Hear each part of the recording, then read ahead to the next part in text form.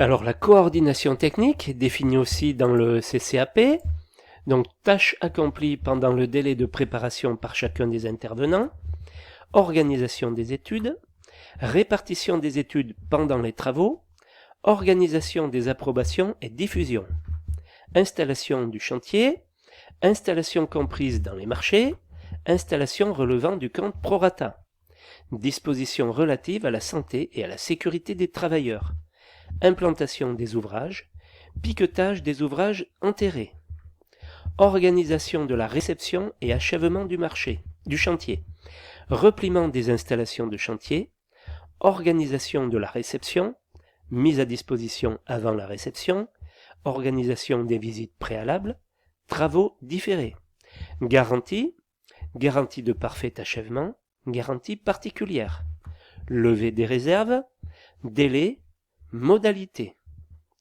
Dérogation au CCAG. Le CCAG Travaux dispose que la liste des articles auxquels il est dérogé figure à la fin du CCAP. Depuis la version de 2009, le champ des dérogations a augmenté, puisque le concept des stipulations différentes figurant à l'ancien CCAG a disparu. À titre d'exemple, l'adoption d'une pénalité de retard d'une valeur différente de celle du CCAG Travaux constitue une dérogation et nécessite d'être récapitulée à la fin du CCAP. Cas des marchés privés, la norme 03001 utilise également le terme de CCAP. Nombre de marchés privés font toutefois référence à d'autres terminologies, CCP, cahier des clauses particulières, CPS, cahier des prescriptions spéciales, marché évalant CCAP, etc. La norme reprend le régime des dérogations des marchés publics. Les modifications doivent être stipulées dans le CCAP et récapitulées au dernier article du CCAP. Le paragraphe 1 domaine d'application de la norme 03001 prévoit, sauf disposition d'ordre public, toutes modifications peuvent être apportées.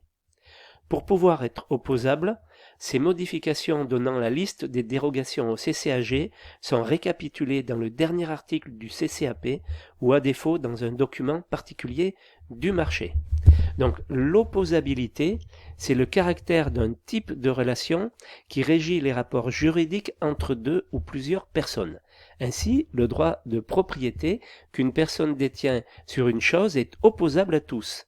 Ce caractère empêche d'autres personnes à s'en emparer ou simplement à empiéter sur sa propriété.